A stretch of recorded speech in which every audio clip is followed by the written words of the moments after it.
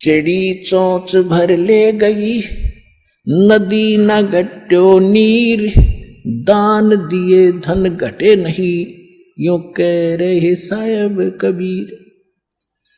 परमात्मा अपना साइन कर रहे हैं इस वाणी को बोल करके, कह रहे साहब कबीर कि दान करने से धन नहीं घटेगा, ये नियम है परमेश्वर का। और दान सुपात्र को करे। गुरु बिन माला फेरते, गुरु बिन देते दान, गुरु बिन दोनों निष्फल हैं, चाहे पूछो वेद पुराण। देते को हर देत है, जहां तहां से आण, अण देवा मांगत फिरो, फिर साहिब सुने ना कान। अब परमात्मा ने एक भूमिका करके दिखाई हमारे को कि साईं इतना दीजियो जिसमें कुटुंब समावे, एक धानक, एक जुलाहा, सुबह से लेकर शाम तक एक बारीक बारीक तार इकट्ठे करके धागे और कपड़ा बुनता है।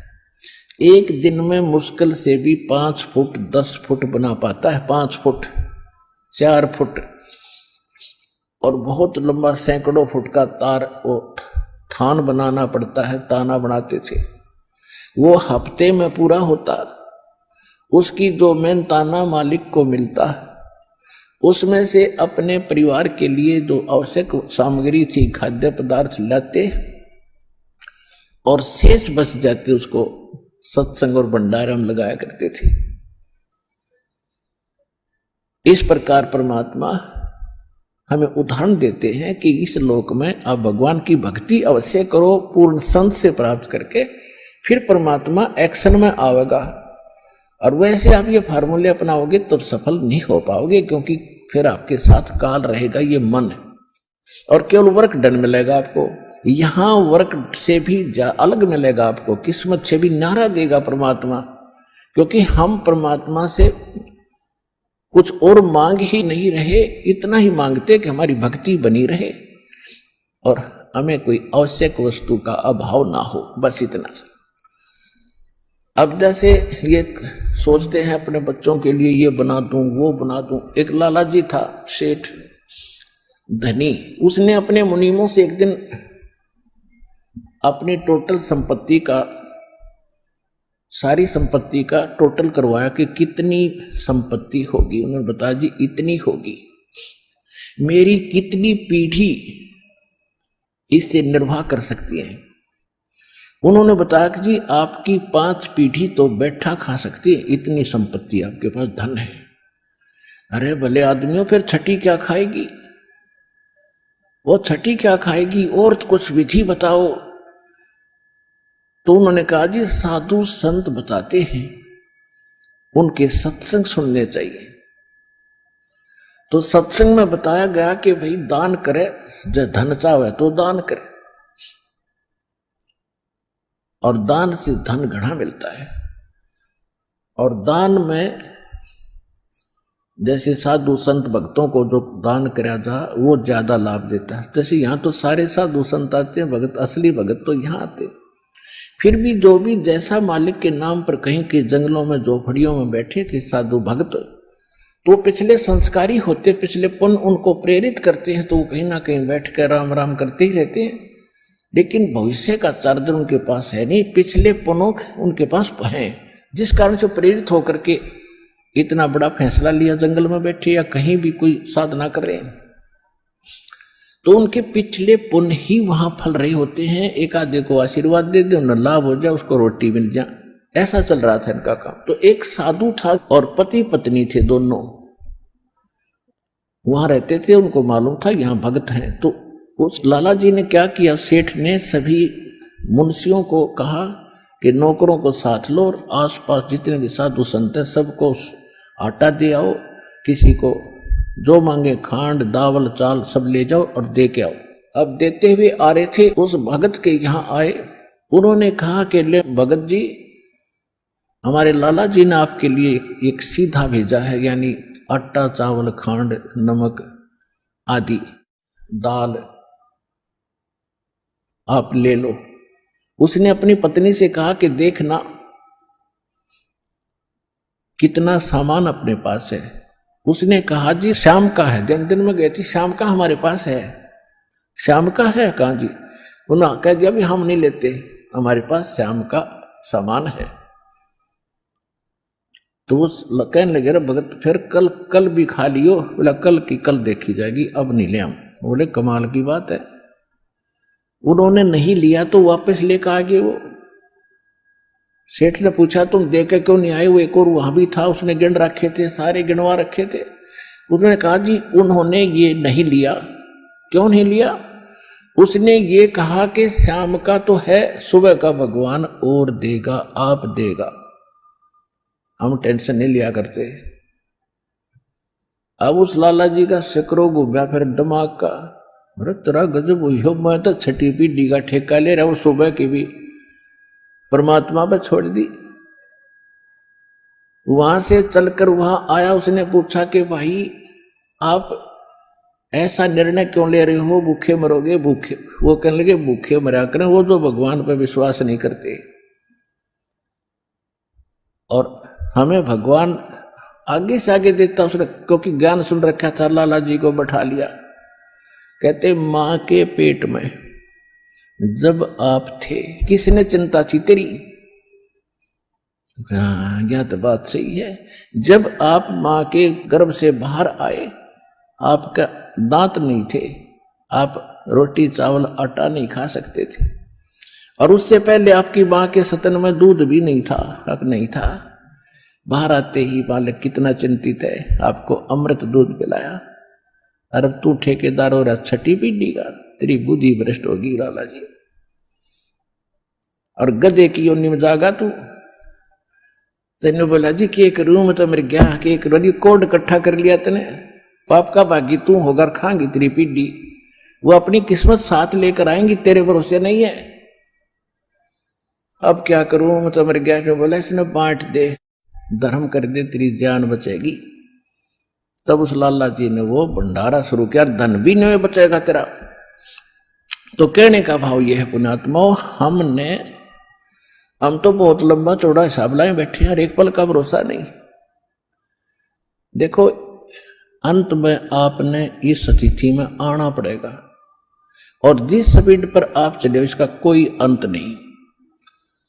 आज किसी के पास एक प्लाट है और थोड़ा सा जुगाड़ होते तो सोचे एक और लूं, और फिर और जुगाड़ हो गया तो एक और लूं, वहां थोड़ा सा ठीक मिल रहा है, रेट ज्यादा होने वाले हैं, वहां भी दाव लग गया तो 30 चौथा और दूसरे शहर में ले लूं, इतने मृत्यु हो जाएगी, और फिर कुत्ता बने के वहां घूमया करेगा सैर सपट्टे करता। यह बात आपने याद रखनी पड़ेगी, 101% सत्य है। अब जो आपको दास ने परमात्मा की वाणी सुनाई थी कि सुरपति दुखिया भूपति दुखिया, रंक दुखी बपरीति हो। अब सुरपति देवताओं का राजा इंद्र बहुत दुखी, इसका इतिहास पढ़ के देखियो इंद्र का पुराणों में। कहते हैं एक बार एक ऋषि ने इसको श्राप दे दिया इंद्र को, उसका स्वर्ग उजड़ गया, और इंद्र मांगता फिर जंगल में धक्के खा रहा। और फिर कभी देखते हो राक्षसों ने चढ़ाई कर दी, देवताओं का राक्षसों का लठबाज रहा है झगड़ा हो रहा है, और मृत्यु के बाद फिर इंद्र गधा बनता, गधा। तो यहां कहते सुरपति दुखिया भूपति, सारी पृथ्वी का राजा भी दुखी, और रंक दुखी बपरीति हो, निर्धन तो स्वाभाविक दुखी, उस पर सारी आपदाएं आती ही हैं जब तक वो भगवान की शरण में नहीं आता। जब वो परमात्मा की पावर से जुड़ जाता फिर रंक हो और चाहे राजा हो, परमात्मा तो उनको सब अपने हिसाब से डील करेगा। फिर परमात्मा कहते हैं कहे कबीर और सब दुखिया, एक संत सुखी मन जीती हो। अब आपने मन जीतना पड़ेगा, आपने मन जीती बनना पड़ेगा। कैसे? जैसे एक रंका और बंका नाम के दो पति पत्नी भगत थे, और परमात्मा आए हुए थे। परमात्मा क्या करते हैं, आपको वेदों से भी प्रमाणित किया है कि जब चाहे कहीं पर भी एक साधु संत रूप बनाकर वो कुछ समय उस क्षेत्र में रहा करके, क्योंकि वहां उनकी कुछ पुण्य आत्मा होती थी, उनको फिर से चार्ज करते थे, ज्ञान सुनाते थे, माया से हटाते थे और भक्ति में जोड़ के उनके पुण्य कर्म बना के वहां से अंतर्ध्यान हो जाते थे। और उसी समय नामदेव जी महाराष्ट्र के अंदर नामदेव जी छिप्पी जाति में ये भी प्रकट थे। ये पहले ओम नाम का जाप करते थे। ये पिछले जन्म के पुण्यकर्मी प्राणी ही होते हैं जिनमें बचपन से ही परमात्मा की तड़प होती है। तो ओम नाम का जाप करते थे ओनली, और उस समय भी उन्होंने काफी चमत्कार दिखा दिए थे। लेकिन फिर परमात्मा आए और उस प्यारी आत्मा को समझाया कि इस ओम से ऊपर एक और मंत्र है। अकेले ओम का मंत्र तो इस ब्रह्म का है, और इस जेल से छूटने के लिए 3 मंत्र का जाप है। ओम तत् सत, और तत् और सत ये सांकेतिक है। अब नामदेव जी को काफी मालिक ने समझाया, तब उनकी समझ में आई। फिर उनको सतनाम दिया, यानी दूसरा मंत्र भी साथ दिया। फिर वो उसका जाप करने लगे। अब गरीबदास साहिब जी ने बताया कि नम छिपा ओम तारी, पहले केवल ओम में लौ लगा रखी थी, ओम में लगन थी और कोई जाप नहीं करता था। और पीछे सोहम भेद विचारी, बाद में उन्हें सोहम का ज्ञान हुआ।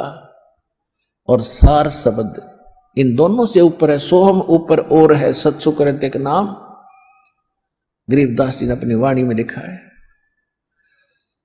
कहते नामा छिपा ओम तारी, पीछे सोहम भेद विचारी, और सार शब्द पाया जद लोई, आवागमन बहुत डावी। तब नामदेव जी का कल्याण हुआ। जब परमात्मा आए हुए थे उनको सार नाम दिया नहीं था, मालिक समझाया करते थे, सतनाम प्राप्त था।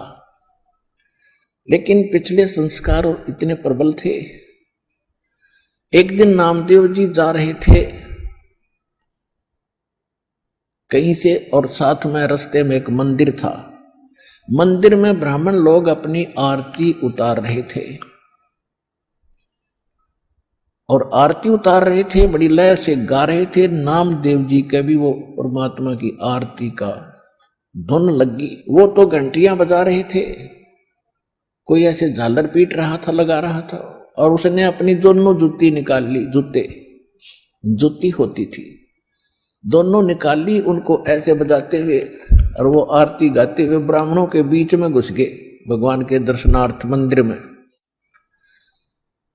अब पंडितों ने देखा कि ये छोटी जाति का हाथों में जूते लेकर आ गया हमारे बीच में, इसने तो भ्रष्ट कर दिया भगवान के मंदिर को।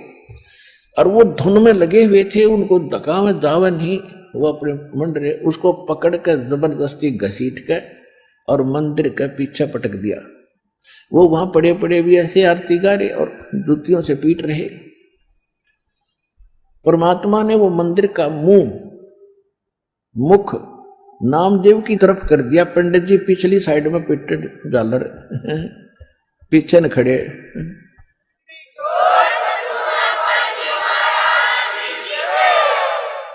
अब नामदेव जी चले गए रंका और बंका, और एक उनकी लड़की थी वंका। नामदेव जी रंका और वंका के घर अधिक जाते थे, क्योंकि वो भी परमात्मा के शिष्य थे। जब परमेश्वर साधु रूप में वहां आ रहे थे, गुरु रूप में रहा करते थे। अस्थायी सटे उनका कुछ समय का था वहां पर। तो जो ही वो उस रंका बंका के घर गए नामदेव जी, और वो लड़की उन भक्तों की, रंका और बंका की, एक पट्टी तैयार करे थी, जैसे अपने देसी औषधि बना के हल्दी कूट के तेल में पका के। नामदेव ने पूछा, बहन क्या कर रहे हो ये? वो कहने लगी, भाई तेरे खोदे हुए खड्डे आंट रही हूं। अब मैंने क्या कर दिया कि भाई तू कतई नहीं मानता, भगवान गुरुदेव जी कितना संकेत करते हैं, भाई तुम अपनी यह अंगा मत दिखाया करो, अपनी शक्ति का प्रदर्शन ना करा करो, थारा भट्ठा बैठ जाएगा। पर भाई तुम बाज नहीं आता। और भक्तों की इज्जत रखने के लिए भगवान को दुख उठाना पड़ता है। तेरे को क्या जरूरत थी वहां उस मंदिर में घुसने की। और जब तेरे को बाहर पटक दिया ना भगवान की इज्जत का, तेरी इज्जत नहीं भगवान की इज्जत थी वहां पर। भगवान का नाम लेनिया नहीं रहे वो कोई, सबको पता था कि उसका भगत है, उस गुरु का। परमात्मा नाम बदल कर वहां रह रहे थे। और क्या बनती बेरा तुझे, तेरे को जरा सी लगती है तू आंख नहीं खोलता। और परमात्मा ने तेरा मंदिर फेरा ना, उनके हाथों के चोट लागी, हाथ लाल हो गए, उनके जख्म हो गए भाई। गुरु बता रहे थे मेरे तीन बेटी, वो मानता को ना बहुत बार समझा लिया, आज उसने ऐसे ऐसे कर दिया और मैं वहां गया था उसका मंदिर फेर के आया हूं भक्ति की इज्जत रखने के लिए। और गुरु जी का हथम जख्म हो रहे हैं, चाल दिखाऊंगी। अब वो लेकर गए, पट्टी बांधी, नाम देव पढ़कर चरणों में रोने लग गया, महाराज मेरे से गलती होगी। बेटा भक्ति भाव में गुरु जी के आदेशानुसार चलना चाहिए आपने, जी आगे से ऐसी कोई गलती नहीं करूंगा, मेरे से माफ करो। अब उसको आगे भी पढ़ाई पढ़ानी थी, ये यहां इसको रोकना जरूरी था, अगले भक्ति देनी थी, सारनाम देना था। इन बकवादों में सारनाम थोड़ा ही फलेगा। चुप हो गया, अगली नहीं गलती करूंगा।